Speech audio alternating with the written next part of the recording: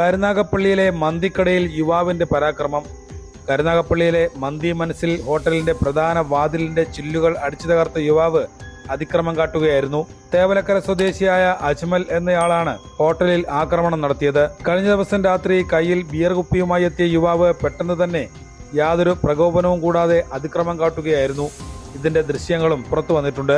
ഹോട്ടലിന്റെ മുൻവശത്തെ ചില്ലുകൾ പൂർണ്ണമായും തകർത്ത യുവാവ് ഹോട്ടലിന് വെളിയിലിറങ്ങിയും അതിക്രമം കാട്ടി. പിന്നീട് ഏറെ പണിപ്പെട്ടാണ് യുവാവിനെ കീഴ്പ്പെടുത്തിയത്. തുടർന്ന് പോലീസ് എത്തി ഇയാളെ കസ്റ്റഡിയിലെടുക്കുകയായിരുന്നു.